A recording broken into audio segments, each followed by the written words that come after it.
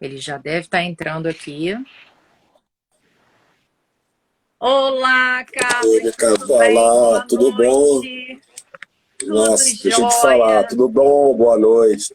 Tá acontecendo o mesmo problema que aconteceu da outra vez. Ele tá filmando. Eu vou tentar reverter aqui. Eu vou sair, Tá tá? bom. E volto. Mas aí é que tá na câmera ele tava certinho. Tá bom. Toda hora que eu faço live acontece isso. Eu não sei como é que resolve isso. Como é que eu saio? É só fechar, né? Vamos lá.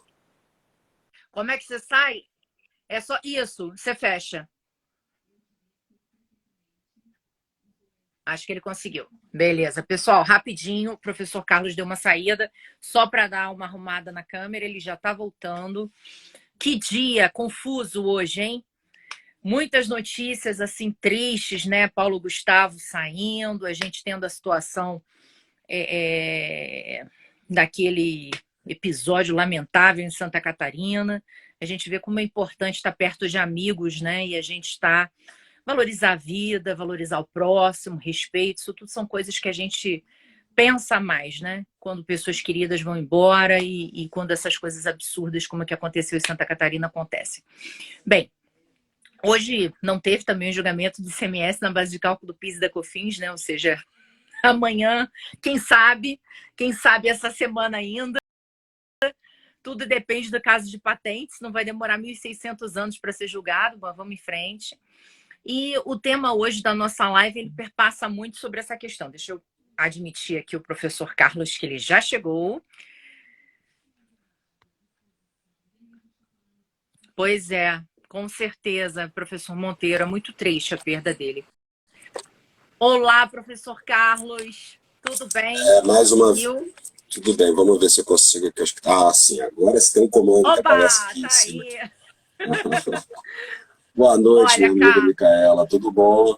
boa noite. Eu quero te agradecer demais, porque eu sei que você veio de uma batida de aula desde as 9 horas da manhã até agora para poder falar um pouco Até com a agora. gente. Então, assim, obrigada por reservar esse teu horário. Toda, Tá cansado toda de estar aqui quarta com é a isso, de gente. 9 a meio-dia e pouca, de 2 às 4, um descansozinho de 6 às 8h30, então aí.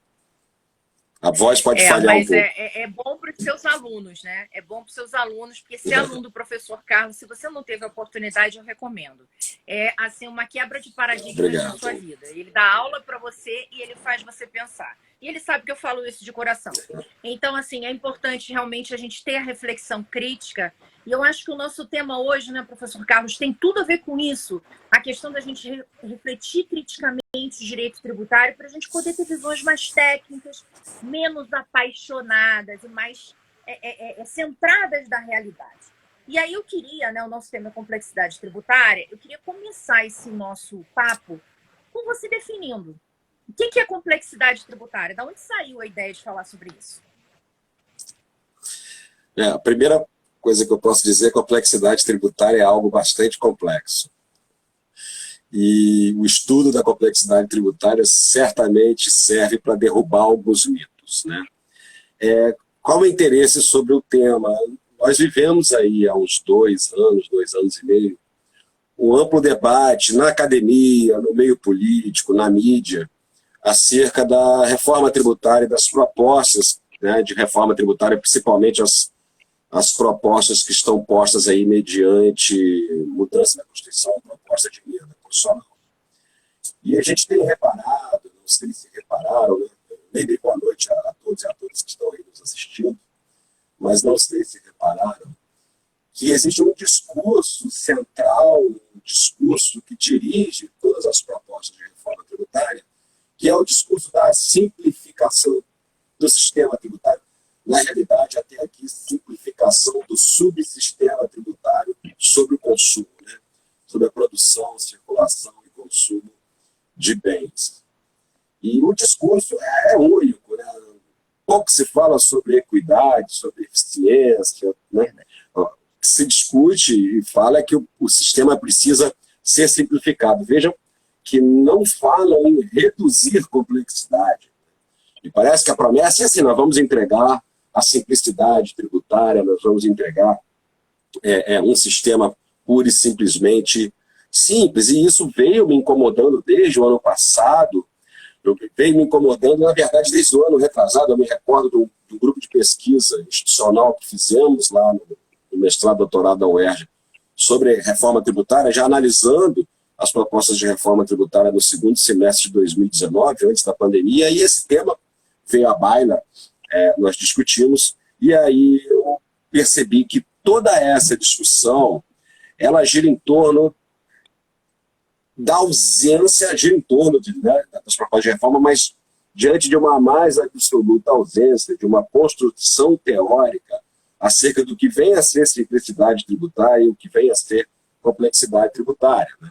Os discursos hoje, pura e simplesmente, se resumem a dizer: a complexidade tributária é ruim em qualquer circunstância, a simplicidade tributária, por consequência, é ótima, e aí, em nome da simplicidade tributária, qualquer mudança é válida, ainda que ela implique, por exemplo, em mais perda de equidade ou até problemas de eficiência alocativa. Portanto, esse é o discurso que tem tomado conta das propostas de reforma tributária, e eu sempre acreditei, antes de pesquisar de forma mais aprofundada, que esse discurso era falacioso.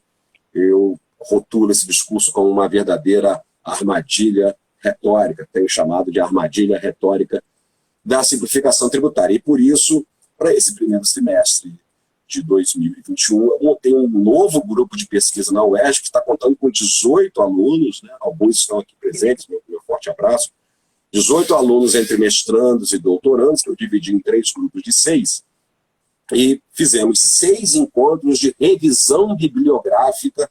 Há uma razão por que 6 encontros, porque em cada encontro houve a apresentação de 3 textos selecionados, né, basicamente doutrina comparada, que o Brasil tem pouca coisa sobre isso, mas 3 textos em cada encontro, com revisão bibliográfica, e em cada encontro a gente focando um ponto que eu vou tratar com vocês aqui. E agora nós teremos 3 seminários, né? Nós tivemos esses 6 encontros para formar uma teoria da complexidade tributária.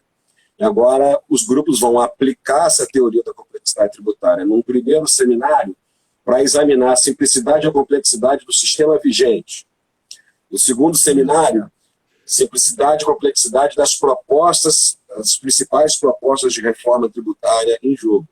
E no último seminário, o terceiro grupo vai apresentar as propostas, né, do grupo, mas acho que propostas que vão refletir o consenso mínimo que o GPI chegou. E, por fim, nós vamos redigir um livro, uma coletânea de estudos, em que a primeira parte eu vou escrever essa teoria da complexidade tributária, né, sem, obviamente, com a pretensão de estar certo ou de esgotar a matéria, e a segunda parte nós vamos tratar desses seminários, e os alunos vão escrever artigos sobre complexidade do sistema vigente, das propostas e do que pode vir por aí. Então, assim, esse foi o interesse na matéria, e eu posso adiantar algumas ideias que mexem com o senso comum, né? Principalmente o senso comum guiado por esses discursos reformistas, Que, primeiro, a simplicidade tributária não é um fim em si mesmo. Não é um fim em si mesmo. A simplicidade tributária absoluta, ela não só é impossível, como é absolutamente indesejável. Exatamente. E, na realidade, em diferentes circunstâncias, um certo nível de complexidade tributária não só é inevitável, como necessário. E por quê? Porque simplicidade e complexidade são características, atributos, até dinâmicos do sistema. Os verdadeiros objetivos do sistema, principalmente equidade, mas também eficiência, né? E são, para mim, os dois principais, e a gente tem que saber o que é equidade, o que é eficiência, obviamente a gente vai debater isso, mas a complexidade ela só vai ser boa, né, até o ponto, ou necessária, a gente vai trabalhar com o termo complexidade necessária, mas ela só será boa até o limite em que não prejudicar a equidade ou eficiência, ou promover equidade e eficiência, da mesma forma que simplicidade é determinada em circunstâncias, o limite dela também são esses objetivos. Então, não são fins em si mesmos, são atributos e servem aí como, digamos, ponto de equilíbrio entre os verdadeiros objetivos fundamentais do sistema. Acho assim que nessa sua visão geral, primeiro, né, já está todo mundo ansioso para adquirir o livro que ainda nem sequer foi escrito, então, por favor, se informe para a gente quando houver o lançamento, porque realmente é um tema interessante para a gente estudar mais. E o que eu acho que você já começou, assim, eu acho que quebrando, né, foi justamente aquele conceito de, será que isso é bom, será que é ruim, será que a complexidade é um valor em si mesmo? Não, ela não é. Né? Na verdade, ela é um meio para você chegar a um fim. E se ela tiver um respaldo justo, a gente está falando de uma complexidade que vale. Agora, se a gente estiver falando de uma complexidade pela complexidade, a gente está pensando quase que em burocracia. E aí, de fato, isso não é interessante, a gente tem que eliminar do sistema. Eu queria que você falasse um pouco mais para a gente, Carlos, da ideia de como é que a gente mensura isso. Como é que eu consigo avaliar que o meu sistema é complexo, o grau de complexidade, como é que pode ser feito isso? Então vou fazer o seguinte, eu vou chegar lá. Que a medida é um dos elementos. Como eu disse a você, o GPI girou em torno desses 6 primeiros encontros de construir uma teoria. E aí a gente trabalhou primeiro com a ideia de tentar construir uma definição, depois analisar as dimensões da simplicidade ou da complexidade, depois, se é possível medir simplicidade e complexidade, quais são os critérios, os índices dessa medida. Depois, analisar as causas que levam à complexidade. Sem sombra de dúvida, nenhuma proposta de reforma será a médio ou longo prazo satisfatória se não forem atacadas as causas, porque qualquer redução de simplicidade hoje se torna complexidade depois. O outro elemento que a gente estudou são as implicações negativas da complexidade, né, que trabalha com grau de tolerância à complexidade. E, por fim, mais importante, né, a avaliação da simplicidade e a complexidade no sistema, a avaliação sistêmica e como que esses atributos dialogam com objetivos fundamentais como equidade e eficiência. Então, primeiro ponto, uma definição. E aí a primeira frase é dizer o seguinte: a definição de simplicidade ou complexidade é uma definição altamente complexa, né?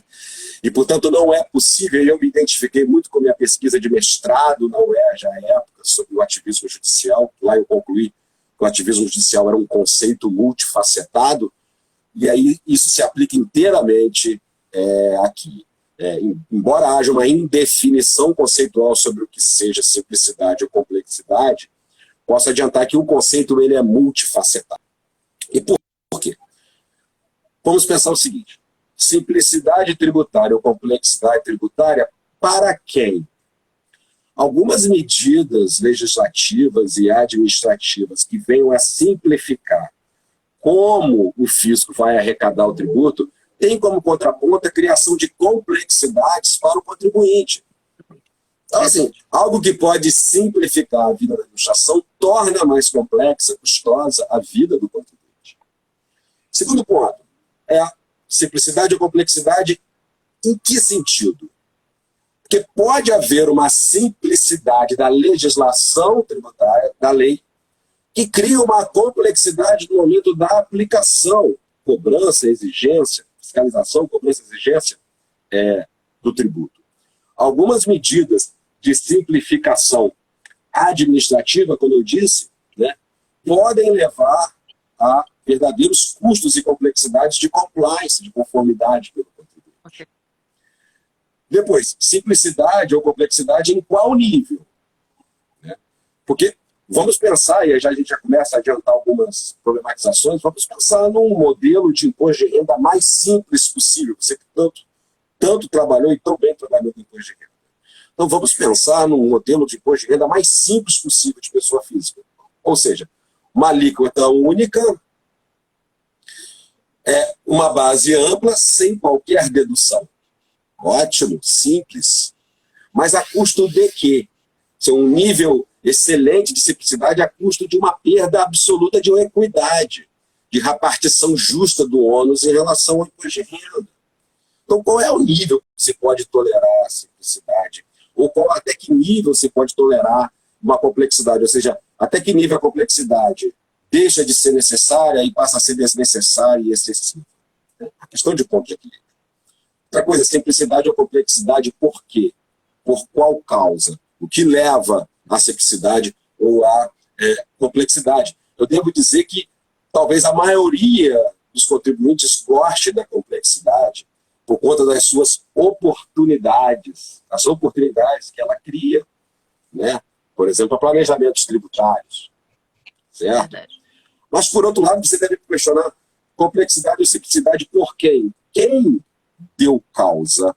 E por causa de quem a complexidade ou a simplicidade foi a escolha? A gente costuma dizer que especialistas não compram simplicidade, né? Gostam da complexidade pelas oportunidades de mercado que surgem. E muitas vezes os legisladores gostam da complexidade porque, de certa forma, é centralidade de poder, né? Está ali para depois ser reivindicado. Então, assim, o tema é bastante complexo, então não dá para trabalhar um conceito unidimensional, único, de simplicidade. Até há autores que tentaram e dizem o seguinte: a simplicidade é simplesmente a sensação que o contribuinte tem de apurar com segurança o que deve a partir de poucos fatos verificáveis. Mas isso aí é uma perspectiva que enxerga apenas um lado da questão, vários outros ficam de fora, como esse próprio autor reconhece. Então, partindo para o segundo ponto, é melhor trabalhar, então, uma ideia de conceito multifacetado ou multidimensional. Simplicidade ou complexidade tem diferentes dimensões. Aí eu vou falar das dimensões da complexidade. Na minha análise, há uma primeira dimensão que eu chamo de dimensão sistêmica ou estrutural. Olha-se para o sistema como um todo. Que pode levar à complexidade do sistema? Número de tributos, e aí a gente começa a falar que o nosso ponto de partida de complexidade é a própria Constituição, que para fazer um acoplamento estrutural do nosso federalismo fiscal, ou seja, para dar conta de tantas despesas e encargos de todos os entes federativos, repartiu muitas competências tributárias com uma grande diversidade de bases tributárias, né? A legislação trabalha necessariamente com uma escala de alíquotas, então não há, em importantes impostos, não há uma alíquota única, há uma escala, uma diversidade de alíquotas. E mais, a partir do nosso próprio modelo constitucional, há diferentes níveis de legislação tributária para entregar ao contribuinte o dever tributário. A gente começa com a Constituição. Para os impostos, nós precisamos de uma legislação complementar que venha explicitar, complementar a Constituição, condicionando o trabalho do legislador ordinário, no caso federal é um único, mas estados e municípios, mais de 20, mais de 5 mil. Né? O legislador ordinário estabelece direitos e deveres, mas esses direitos e deveres muitas vezes precisam ser também complementados em regulamentos para aproveitar a expertise do executivo, e faz isso por meio de decretos. Eu não sou refratário a certo nível de delegação tributária, mas o decreto também não estabelece procedimentos mais dinâmicos, então isso vai para resoluções, para portarias, para as instituições normativas, tudo isso em busca de, digamos, uma eficiência arrecadatória, aí, trabalhando com o conceito ordinário de eficiência, mas que traz uma complexidade de níveis de legislação que para nós já começa na própria Constituição. Então essa é uma dimensão sistêmica. Há uma dimensão Agora, puramente Carlos, legislativa. sobre essa dimensão sistêmica, eu acho interessante um ponto, né? Eu não sei se foi essa o intuito do Constituinte, quando ele elaborou o Sistema Tributário Nacional, de dizer, não, eu vou separar aqui as competências tributárias para não ter problema federativo, né? Querendo ou não, também gerando aí, puxando um pouco a sardinha para a União, porque a gente sabe que a nossa federação ela tem uma centralidade grande, né? Mas também trazendo alguns nortes com relação à instituição dos tributos. Então, não foi só uma questão de competência, né? Você definiu lá que o imposto de renda ele tem que ser progressivo, que o ICMS vai ser não cumulativo. Então, a partir do momento que você traz esses conceitos também na Constituição, você gera já uma complexidade, você não dá opção para o legislador verificar, será que eu vou instituir assim ou não? A priori, ele tem, em alguns momentos, que fazer essa instituição sobre pena até da gente poder arguir uma inconstitucionalidade do imposto que venha a ser instituído, né? Então, isso acaba gerando mais complexidade do que, né, a simplificação. Mas eu acho que essa escolha constitucional, ela se deu dentro do padrão do modelo de Constituição que nós temos, né? É verdade. O sistema tributário não fugiu ao modelo analítico, detalhista, compromissório da Constituição como um todo. Já havia uma tradição de mais detalhismo no sistema tributário que veio da reforma, né, de 64, né, da emenda constitucional 16, 65, se eu não me engano, 64 ou 65. Mas ela foi aprofundada com a Constituição de 88, mas eu acho que seguindo um padrão da nossa Constituição. Entendeu? Bem, aí como eu falei, a segunda dimensão é a dimensão legislativa, a dimensão das leis, que tem a ver com a linguagem, né, o uso de uma linguagem mais técnica, né? Costuma-se dizer que a precisão linguística tem um preço. Qual é o preço? Complexidade. Né? Quanto mais se busca precisar, dar precisão, segurança, traz complexidade. Né? A extensão das leis, o número de leis que nós temos, a estrutura das leis na hora de escolher princípios, regras, estándares, né? E a inclusão nessas leis de regras anti-elusivas. Né? O combate... existe um paradoxo nisso, né? Alguns dizem que legislação muito complexa abre espaço, oportunidades, né, loopholes para planejamento tributário agressivo. Eu acho que a estrutura de oportunidade de planejamento tributário agressivo decorre tanto de leis muito analíticas, precisas demais, quanto de leis vagas, imprecisas. Sim. Eu acho que esse não é um ponto. Agora, o ponto para combater planejamento tributário agressivo, são essenciais as normas anti-abusivas. E as normas anti-abusivas incrementam a complexidade da legislação. A terceira dimensão que a gente vê é uma dimensão política, que é o uso socioeconômico do tributo. E aí a gente fala tanto de, por exemplo, a necessidade de concessão de benefícios fiscais, gastos tributários para se alcançar, né, benefícios fiscais racionais, né, que buscam efetivamente transformar o cenário socioeconômico, e também o uso regulatório no âmbito que a gente pode chamar de um paternalismo fiscal, ou seja, cumprir a própria função arrecadatória diante de uma economia complexa já faz surgir uma legislação complexa. Porém, se você acrescenta outras funções ao tributo, uma função redistributiva, de papel, que a Adolfo Wagner chamava de papel socioeconômico, né? A função sociopolítica, do tributo, ou se você acrescenta uma função regulatória, indutora, positiva ou negativa, você incrementa ainda mais a complexidade. E, por fim, a última dimensão é a dimensão operacional, a dimensão prática, que tem a ver com os custos, tanto de tempo, dinheiro, e uma coisa muito interessante, autores que trabalham com o custo psicológico, né, dos contribuintes para cumprir as suas obrigações tributárias, portanto, os custos de compliance, que não são apenas custos econômicos, são de tempo e também custo de psicológico, de desgaste pessoal, inclusive no âmbito de sociedades, o quanto que já vimos, né, desavenças entre sócios por motivos de complexidade tributária, de questões tributárias, os custos da administração, que tem a ver com o conceito tradicional de eficiência, né, a administração tem que gastar o mínimo para arrecadar o mais. E, por fim, a complexidade ela pode também se manifestar na dimensão de solução de conflitos, aí eu me refiro, né, aos processos tributários de um modo geral. Bem, a gente sai das dimensões para trabalhar quais são os critérios ou índices de medida, né, de complexidade e simplicidade, e lógico que esses índices têm que dialogar com as dimensões.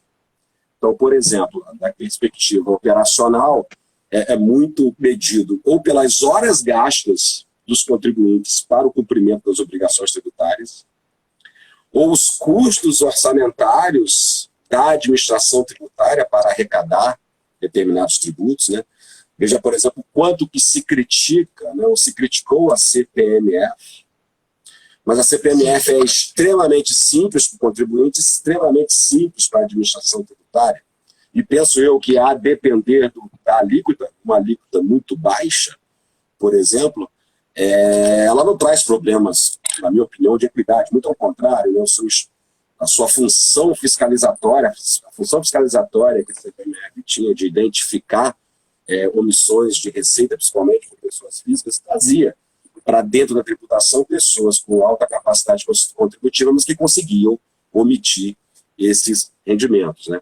Então, em síntese, a medida em tempo e hora dos cursos de compliance e dos cursos de administração. Outros falam em número de páginas das leis tributárias, né? E em países que há uma consolidação de leis tributárias, isso é possível. No Brasil, isso é absolutamente impossível. Mas um tema interessante é a frequência de modificações da legislação tributária. Enquanto que a legislação tributária ela é modificada, e você pode estender isso para o próprio Supremo, o STJ, o quanto que modificam a jurisprudência, o entendimento traz, pode ser um índice de complexidade. E também, por fim, um outro índice interessante é o volume de litígios tributários que a gente encontra. Quanto maior o número de litígios tributários, é um índice, um critério para você dizer que o sistema é mais complexo. Oi, meu Carlos. Eu queria ver com você o seguinte. Você estava comentando que a legislação, por óbvio, ela acaba aumentando a complexidade. A gente tem no Brasil uma legislação que ela porque falhou. Falhou, Micaela, não consegui ouvir. O seguinte, a legislação, você mencionou que o excesso de leis, né, que a gente tem de forma bastante intensa no Brasil, em razão da gente ter uma federação tripartida, ou seja, todos os entes legislam em matéria tributária e legislam em diversos níveis, gera complexidade da mesma forma que gera a mudança da interpretação dessas normas por parte dos tribunais superiores. Eu te pergunto o seguinte, aqueles pareceres normativos ou soluções de consulta que trazem uma interpretação da própria administração tributária, que promovem também alterações de entendimento de como elas vão fiscalizar, de como elas vão tributar, ou de como elas vão aplicar as normas. Isso também não incrementa ainda mais essa insegurança que a gente tem, esse aumento de complexidade que gera insegurança jurídica? Ela, na verdade, as consultas, por terem uma eficácia só, né, para o consulente, né, uma eficácia para a parte, o objetivo dela é trazer uma segurança individual. Não, estou falando da COSIT. Solução de consulta COSIT, que ela vira vinculante. Sim, tá. Bem, então aí já é uma questão mais de norma geral. Bem, o papel dela é explicitar, né? É retirar, é excluir a insegurança, né? E, portanto, diminuir a complexidade operacional na aplicação. Agora, verdadeiramente, se há uma alternância seguida de entendimento, assim como acontece na jurisprudência, assim como acontece na lei, realmente torna, digamos, a perspectiva operacional mais difícil, é mais difícil de se compreender e aplicar. Portanto, certamente sim um fator de complexidade, né? Quando a gente fala assim de frequência de modificações, como eu disse, modificações de um modo geral, concordo com você, de qualquer perspectiva interpretativa que vincule para além da parte, né, traz complexidade operacional. Bem, o outro elemento que a gente estudou são as causas. Assim, é importante demais identificar as causas para que propostas de reforma tributária tendentes à simplificação sejam verdadeiramente efetivas, não apenas no curto prazo, mas principalmente no médio e no longo. E eu dividi as causas em causas endógenas e causas exógenas. As causas endógenas, por exemplo, a busca pela equidade. Nós vamos trabalhar um pouco isso, mas claro que nem toda a complexidade ela é estabelecida em favor da equidade e nem produz equidade. Há níveis de complexidade que, na verdade, é o contrário, né? Trazem bastante injustiça ao sistema. Mas é normal que a busca pela equidade promova certa complexidade. Ou seja, quando a gente fala de equidade, de forma muito simples, é buscar o máximo de individualização da norma tributária. E buscar o máximo de individualização da norma tributária, né, é fazer recortes, é fazer ajustes, é fazer adequações, né, e isso traz complexidade. Também a busca por uma eficiência arrecadatória, muita gente fala que a simplicidade anda lado a lado com a eficiência. Não necessariamente. Aí depende da dimensão que se examina. Eu acredito que leis mais precisas, mais claras, né, trazem digamos, uma eficiência maior operacional. Mas, obviamente, isso vem com um custo. E o custo quanto mais precisa, mais técnica, mais analítica for a lei, mais difícil é a sua compreensão, né? Alguns falam em legibilidade, mais difícil a sua compreensão, e por essa razão isso é uma dimensão de complexidade, né? Traz alguma complexidade. Outro aspecto, outra causa é a necessidade permanente de monitoramento fiscal, isso é inevitável, né? E aí me parece que a ascensão da tecnologia somada à necessidade de monitoramento, em vez de trazer facilidades para o contribuinte, está trazendo mais dificuldades, complexidades, né? Cada vez mais deveres acessórios, obrigações acessórias, o contribuinte tem que cumprir. O próprio fenômeno da gestão privada é algo que eu trabalho demais, insisto nisso, né? Quando a gente fala de fenômeno da gestão tributária, eu não estou me referindo a lançamento para homologação, mas sim o quanto hoje temos responsáveis tributários, terceiros administrando o tributo alheio em favor do fisco, né? Substituição tributária, retenção na fonte e tantas outras obrigações dadas a terceiros para administrar obrigações alheias perante o fisco. Isso traz complexidade. É uma causa de complexidade, né? Mas é um fenômeno permanente no Brasil, né? E, por fim, talvez a mais importante causa é a necessidade das leis tributárias se adaptarem, se ajustarem a uma economia complexa, e cada vez mais complexa, cada vez mais inovadora, né? Ou seja, a complexidade econômica, ela requer, né, uma sofisticação legislativa para que haja um acoplamento adequado, né, a substituição, como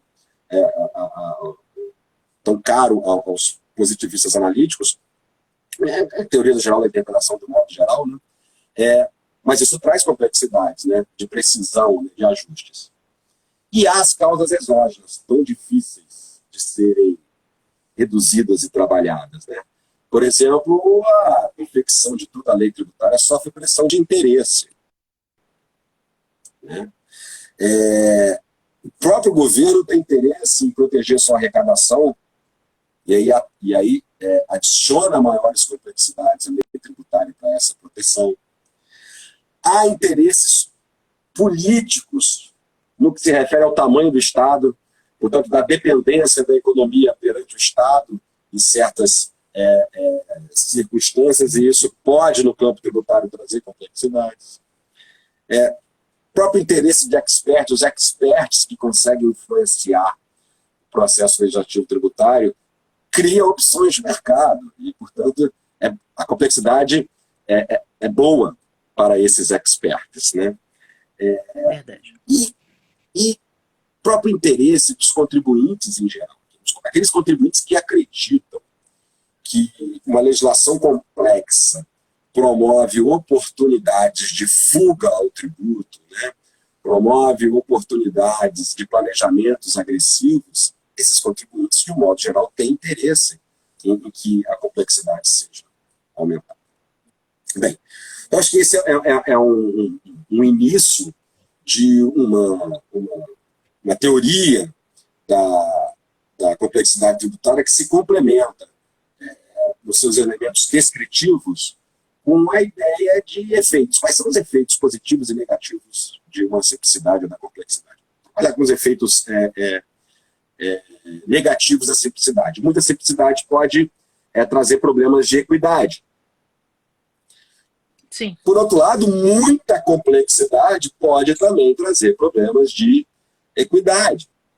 De forma que, sob a perspectiva da equidade, né, nem a simplicidade absoluta, óbvio que não, ou talvez nem mesmo uma simplicidade, digamos, uma semi-simplicidade, vamos falar assim, mas aí também uma complexidade excessiva. Não é uma questão só de copo meio vazio e copo cheio. Acho que o termo adequado é de complexidade necessária e imprescindível para a equidade. Até porque a complexidade já é inerente ao sistema que busca equidade.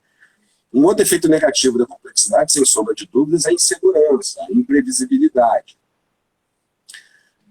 Outro efeito negativo, como a gente já falou aqui, oportunidades de manipulação da legislação tributária, levando a uma ineficiência também à inequidade. Né?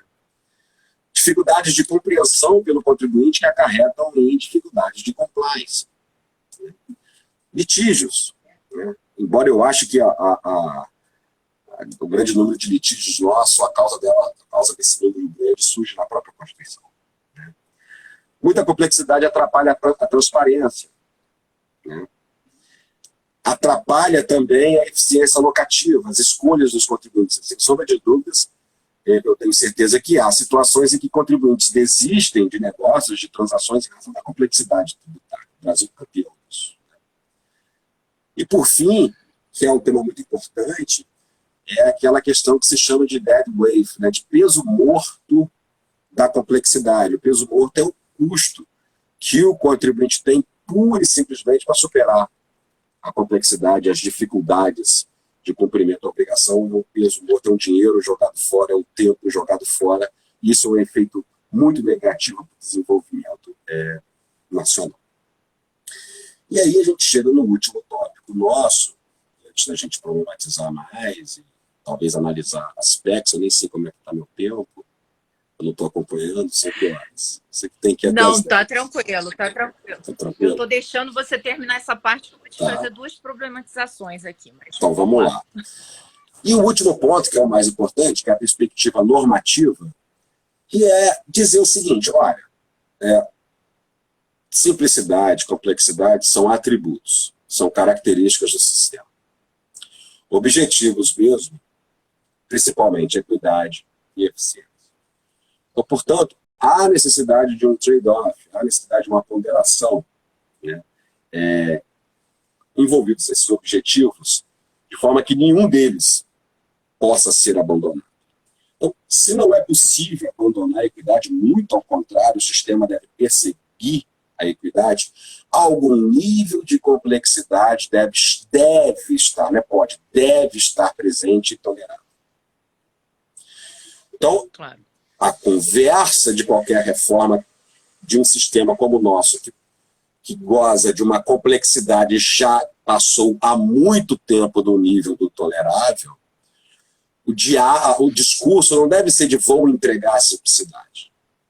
Deve ser de vou reduzir a complexidade ao nível necessário e imprescindível para que o sistema atinja os seus objetivos.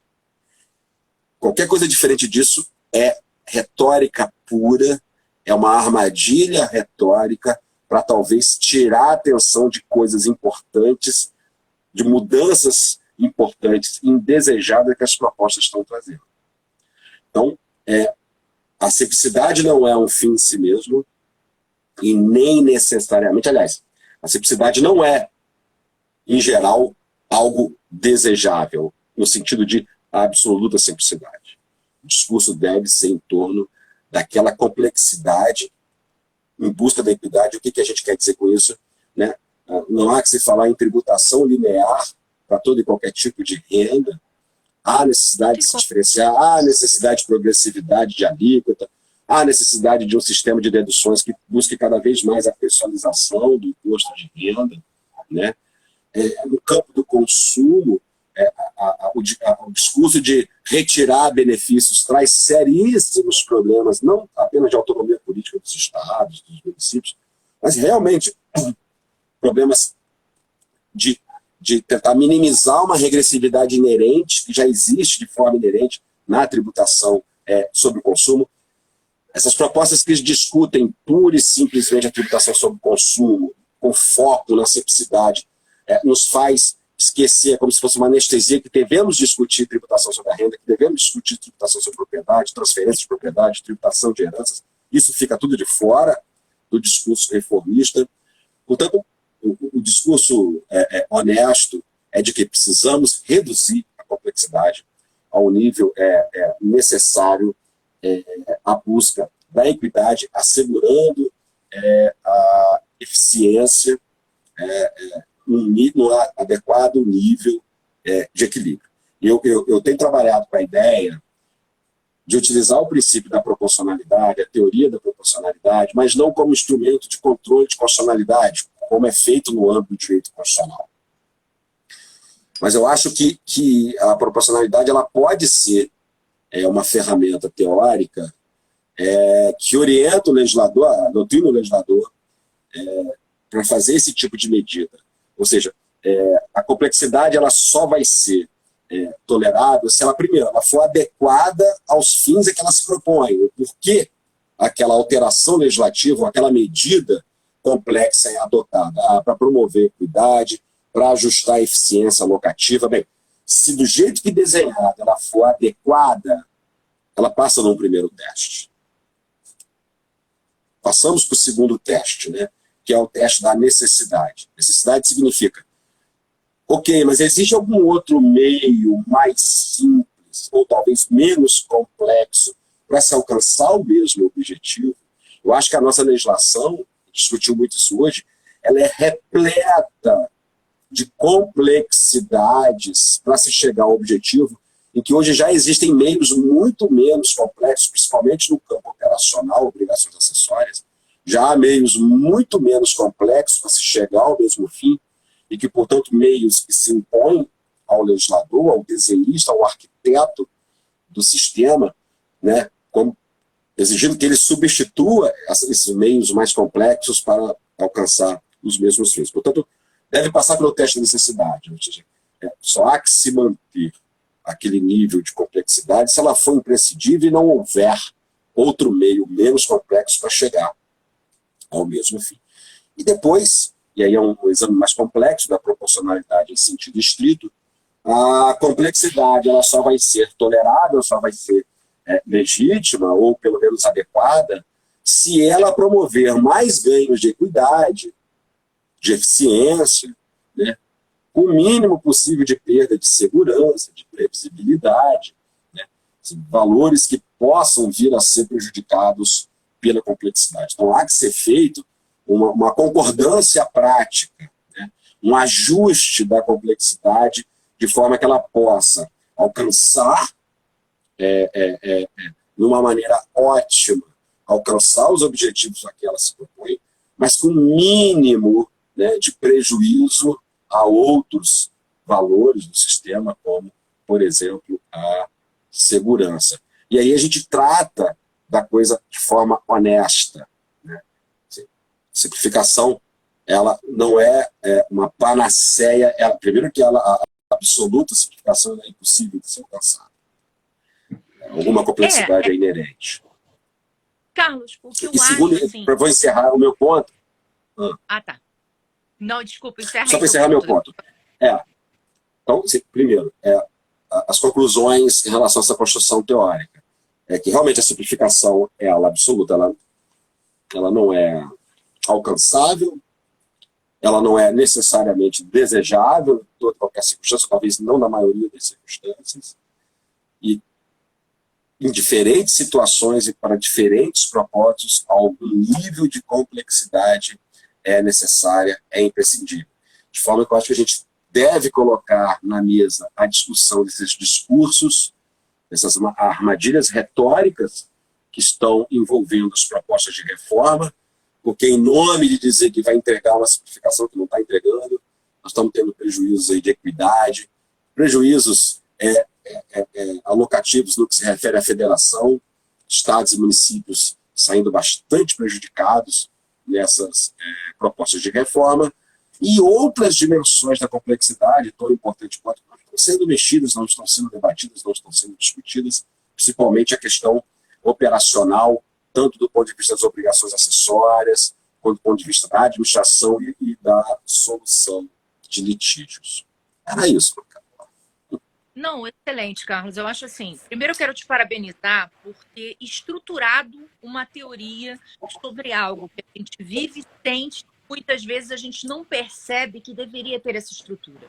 Eu ouvindo você falar, eu diversas vezes, né, pensei aqui em custo Brasil, que é uma discussão constante, a questão da gente ter aí não sei quantas mil horas de utilização para cumprimento de mão de obra para fins de obrigação acessória, enquanto na OCDE a média é 158, enquanto aqui no Brasil é 1.500 e alguma coisa. Então, assim, é um custo muito alto, você afasta o investimento.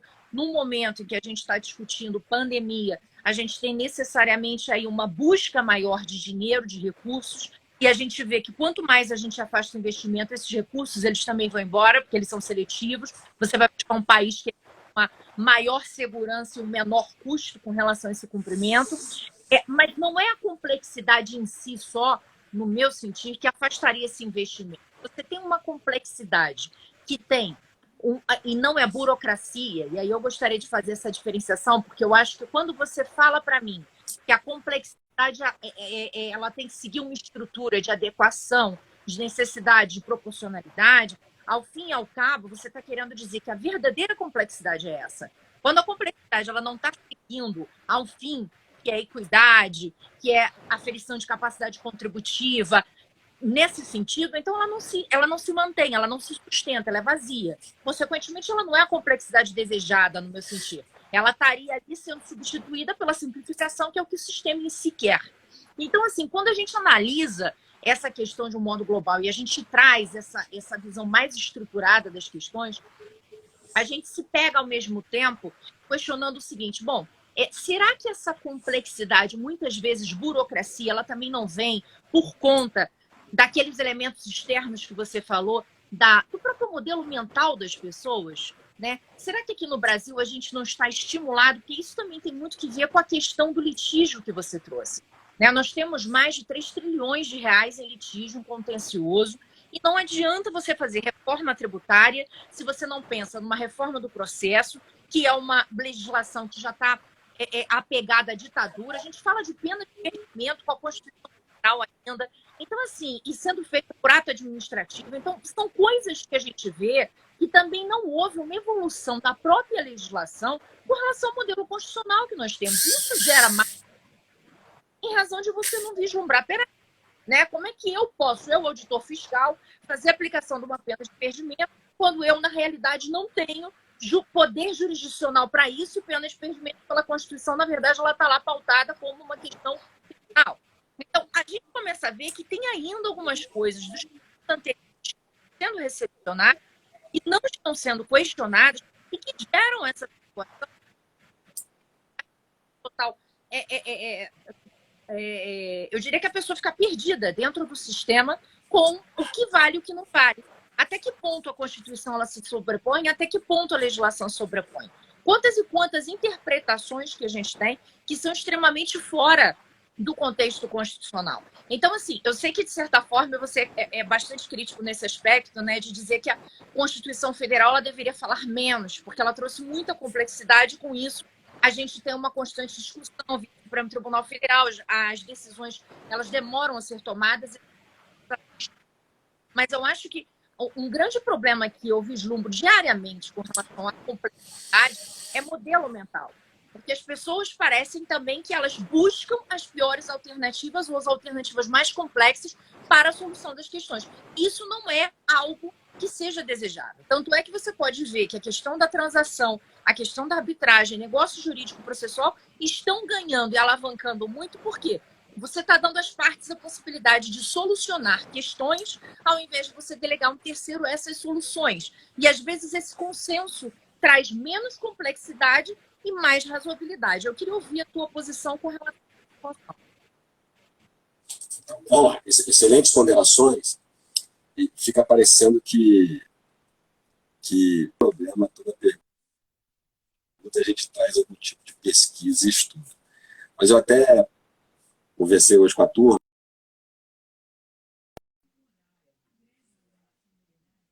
sobre cultura e tributação. Tá? E aí, quando você fala de atitude mental, a expressão que eu uso é cultura. É uma questão cultural. Aí, vamos lá. O que quero dizer com isso?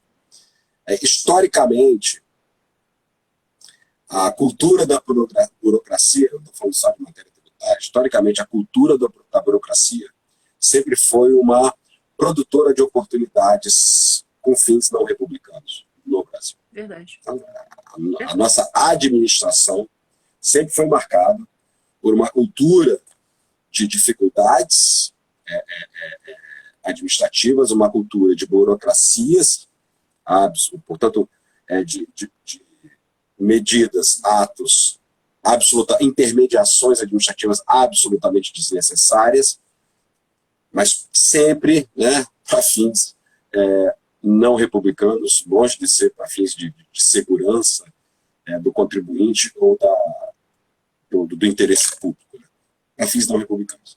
E eu acho que isso hoje não é, digamos, um privilégio da administração. Eu acho que todos os atores envolvidos, né, lobistas intermediários, experts com influência no processo legislativo, claro que envolve também a nossa profissão, grandes escritórios de advocacia, e os próprios políticos, os representantes de certos setores econômicos, ganham com a complexidade desnecessária, ganham com o excesso de dificuldades de medidas que vão além do suficiente, né, para promover objetivos legítimos no sistema. Então, há toda e aí a importância de se falar das causas que levam à complexidade, principalmente essas causas exógenas. Você não vê hora nenhuma em qualquer tipo de debate de reforma tributária, e aí existem estudos empíricos, existe um livro que eu tenho, em que o título é altamente sugestivo, né? A complexidade da simplificação tributária, em que há um exame de mais ou menos 15 países que implementaram medidas buscando a simplificação, e nos 15 países o consenso as medidas não foram satisfatórias, não geraram no primeiro momento a simplificação desejada, muito ao contrário, né, foi a medida no curto prazo, a medida foi de pequeno impacto, e logo a complexidade voltou, aquele nível de complexidade desnecessária, aquele nível voltou num pequeno prazo, e tudo foi feito, parece, para atender a alguns interesses que não legítimos. Então, esse é o consenso que se tem no livro. Então, e um dos insights do livro se não forem atacadas as causas, né, a questão não chega a um ponto bom. O problema é que no Brasil, eu concordo com você, as causas não são resolvidas pura e simplesmente com desenhos. Os desenhos são importantes, os desenhos institucionais. Né? Madison dizia, né, se os homens fossem anjos, nós não precisaríamos de leis nem de governo. Quer dizer, nós somos anjos, né? Então, portanto, há necessidade de desenhos institucionais que venham a prevenir, a frear, digamos, essa cultura da má-fé política e administrativa, e particular, né, dos contribuintes. Então, como todos ganham com a complexidade, há uma rede de atores favorecendo ou a manutenção do status quo, né, ou até o agravamento desse quadro de complexidade necessária. Mas aí é aquela questão de como mudar a cultura. Então, há estudos hoje que a mudança de cultura é do céu, né? Ela não vai a partir de um Marte, né? Ela vai a partir de realmente um combate institucional a esses problemas. Vem sim por meio de mudanças legislativas, vem sim por meio de mudanças de postura do judiciário, ou seja, vem através de um concerto com C, um concerto institucional voltados a um concerto com S da estrutura, mas intermediada por essa mudança cultura. Eu não sou otimista. Sinceramente, eu não sou otimista, nem muito menos no curto, mas nem no médio prazo. Agora, que necessariamente a única coisa que um acadêmico, um pesquisador pode fazer é tentar apresentar para os debates os critérios, os elementos importantes para o debate, que eles sejam levados a efeito. Só dá para se chegar a algum tipo de solução razoavelmente boa, se todos os aspectos forem debatidos. Eu tenho visto em propostas de reforma tributária que apenas 10% dos aspectos relevantes têm sido discutidos, têm sendo debatidos pelos proponentes das reformas, né? Na verdade, com a, a simplificação está no discurso, o discurso simplório de que tudo vai se resolver pela redução de tributos, pela impossibilidade de concessão de benefícios. Isso é muito pouco, né? E talvez, do jeito que foi desenhado, nem vai levar a uma redução efetiva de complexidade. Mas eu concordo com você que tem toda uma rede por trás, fatores exógenos, mas que são assim, enraizados, são culturais, são históricos, daquela história da cultura da burocracia criar oportunidades de mercado não republicanas. Eu acho também, Carlos, que falta um pouco da gente levar esse conhecimento técnico à população de um modo geral para fins de discussão. Porque muitas vezes as pessoas não entendem o que está sendo votado ou por que está sendo votado. A pessoa só fica focada na carga tributária. Mas a questão é, por que a carga é assim? Por que eu estou utilizando, por exemplo, um outro efeito que eu acho que gera mais complexidade no sistema e que é um desvio de sistema? Porque a complexidade também ela pode surgir do desvio, né? Claramente, a partir do momento em que eu uso direito.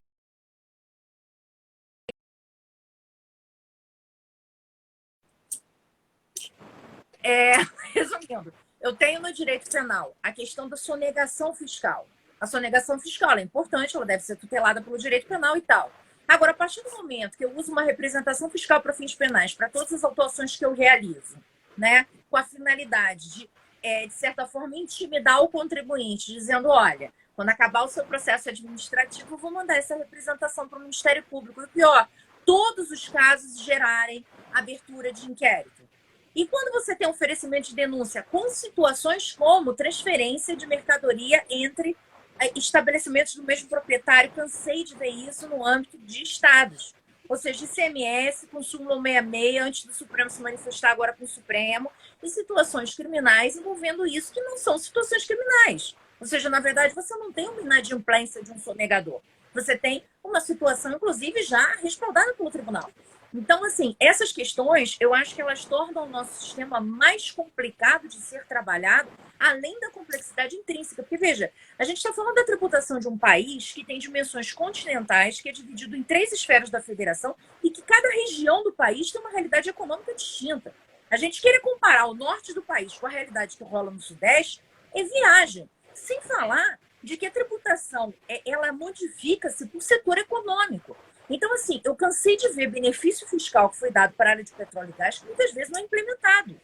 Situações que você olha e diz assim, caramba, não tem como você mensurar quando é que vai sair, por exemplo, aquele gás que eu adquiri, ele vai conseguir efetivamente produzir energia elétrica. É aquele gás que eu usei na termoelétrica para poder fazer ela virar. Então, quando é que eu vou conseguir definir qual foi a partícula do gás que eu consegui gerar energia elétrica para eventualmente vir a recolher o tributo na frente? Então, você vê que existe também um desconhecimento fortíssimo dos setores para fins de tributação, o desvirtuamento da própria sistemática que você tem nas mãos, tributária e até mesmo penal, para outras finalidades, e isso acaba gerando uma situação de insustentabilidade que faz com que os contribuintes fiquem em litígios cada vez maiores com o fisco, porque não existe aquela visão de que, bom, eu vou arrecadar, eu preciso arrecadar até um determinado limite, mas existe a necessidade também de que eu ouço o outro lado, né? Eu tenho percebido que existe uma evolução muito grande nesse sentido, por exemplo,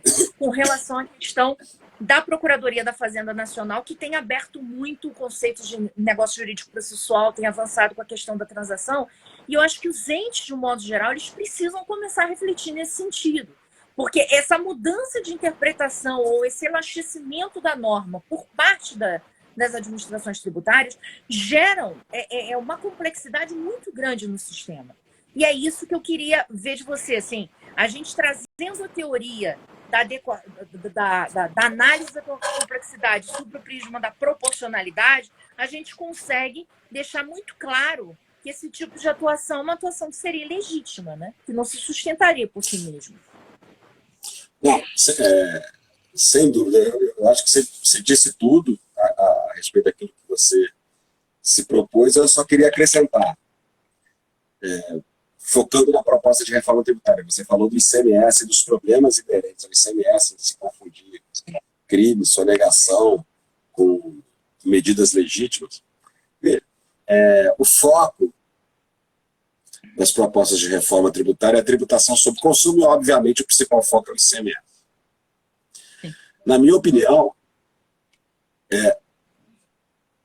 as propostas de reforma tributária trocam a roupa da complexidade. O conteúdo continua, só trocou a roupagem.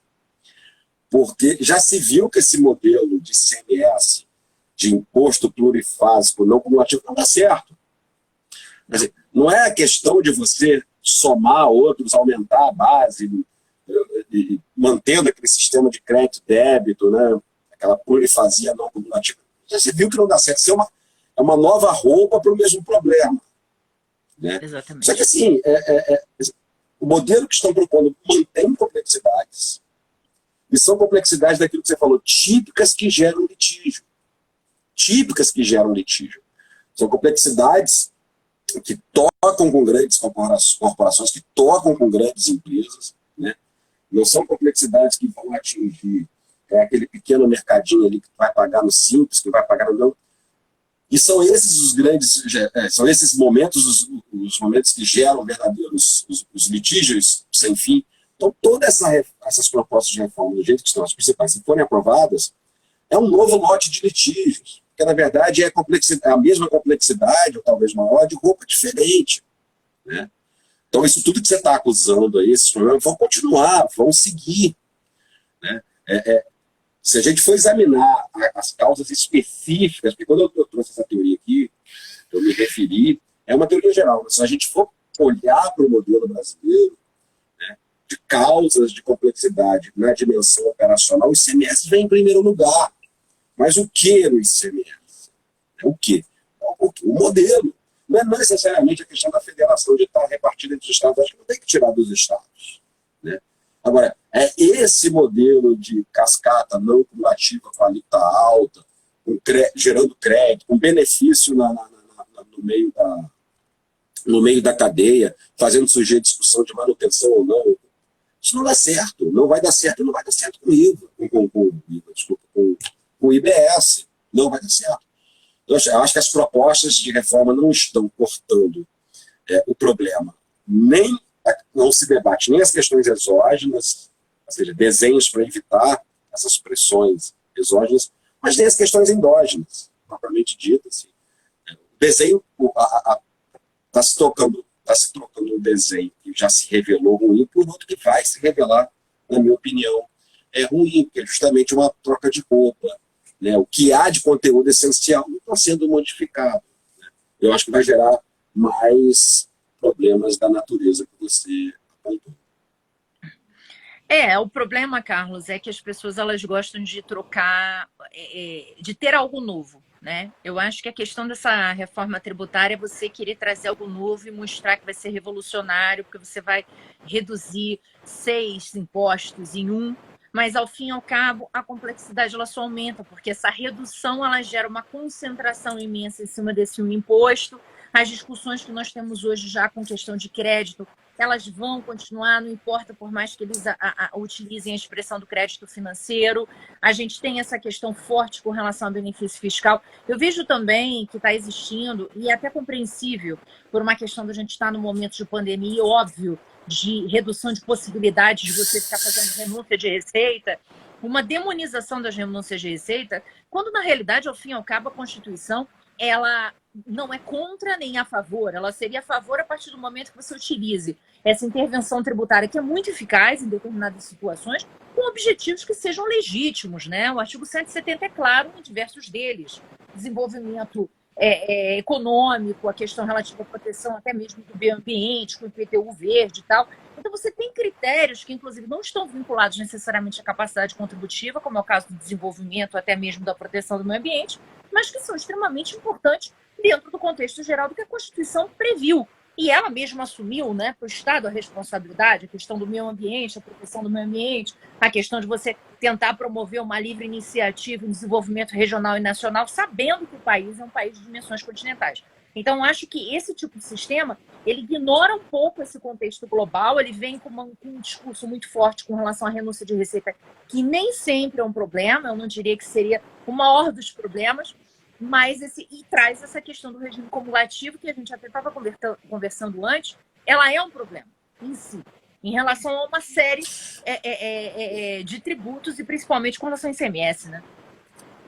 Eu em sala de aula, a gente debateu esses dias, eu disse o seguinte, eu já não me lembro se foi sala de aula, foi discussão de banca, sei lá, eu usei a seguinte expressão: essas propostas de reforma são marcadas pela inveja federativa em relação aos municípios. Eu vejo assim, me parece que o ISS hoje é o imposto mais promissor. Seja porque ele, não que ele não produza litígio, mas é numa escala muito inferior aos demais impostos, aos principais impostos que nós temos. E aí existe um futuro de base tributável para ele muito interessante com a economia digital. Então parece que as propostas querem de qualquer maneira centralizar o ISS. Agora, querem sequestrar o ISS dos municípios, mas desacompanhado do modelo de incidência, de estrutura de incidência do ISS. Estragar o ISS, tirar o ISS no certo e jogar ele numa estrutura não cumulativa de incidência plurifásica, crédito, débito, e estragar o que ele tinha de bom. Tudo por ganância federativa, por inveja federativa. Então, já que quer fazer isso, mas pega o que está também de bom do ISS hoje, que traz um pouco mais, que é essa tributação, essa incidência única, né, isolada, desculpa, em cada fase, com a alíquota mais baixa. Né? Eu acho que você resolve alguns problemas, no caso dos estados, alguns problemas federativos. Isso pode ser, em qualquer distorção, pode ser resolvido no campo financeiro, no campo de compensações. Eu acho que tem que ter sofisticação para isso, mas melhora a questão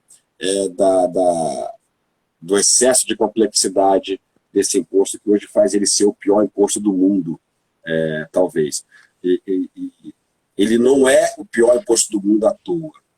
Ele é o pior imposto do mundo naquilo que ele tem de mais essencial, que é essa estrutura não cumulativa, crédito, débito, no modelo em que isso pode acontecer, sei lá, em 10 etapas diferentes até chegar ao consumidor. Então, não é à toa porque ele é o pior. Só que a proposta de reforma quer manter o que ele tem de pior e ainda trazer o ISS para dentro. Né? Pegar o ISS que está lá num campo limpo, verde, cheio de flores, e jogar para dentro de uma selva, né? E colocar ele no lugar comum, ruim. Né? Então, assim, eu não vejo inteligência nessas propostas de reforma tributária. É complicado, Carlos. A gente tem muito a estudar e a debater, né? Eu queria, assim, agradecer profundamente a você por estar aqui, por ter exposto essa teoria para a gente, por ter trazido a sua visão sobre essa situação atual que a gente está vivendo, que eu acho que é importante a gente ter luzes nesse momento e uma reflexão crítica com relação ao que está sendo colocado. Te agradecer profundamente por tudo e passar a palavra para você se despedir para o pessoal que está assistindo a gente. Não, eu que agradeço, né? Eu ia brincar com você, acho que eu já posso pedir música, porque acho que é a terceira live, não, mas acho que segunda, né? Nós fizemos uma. Não, acho que fizemos uma no ano passado. Terceira. Fizemos sobre TCMD. Por favor. Isso mesmo. Então eu peço o time do Pink Floyd, tá? Muito obrigado pelo convite mais uma vez, Micaela. Agradece a Tatiana também. Estou sempre à disposição aqui de vocês. Agradecer a todos, a todas aí que estiveram presentes aí nos ouvindo, a quem vai ouvir posteriormente. E é isso aí. Assim. Complexidade tributária é algo bem complexo, porque a vida é complexa, né? A economia é complexa, então a complexidade é algo inerente à nossa matéria, mas não precisa ser desnecessariamente complexo. Tá bom? Beijo grande, tudo de bom. Tá, joia. Alexandre, beijo grande. Pessoal, essa live vai Beijo. ficar gravada, então se você chegou no final, você tem condições de assistir depois. E pode deixar que na próxima vez que você vier fazer aqui a live com a gente, Alexandre, eu já começo com o Pink Floyd no fundo, tá bom? Tá fechado, fechando, fechando. Beijo Beijo, grande. valeu. Tchau, tchau. Boa Beijo noite. grande. Tchau. Boa noite.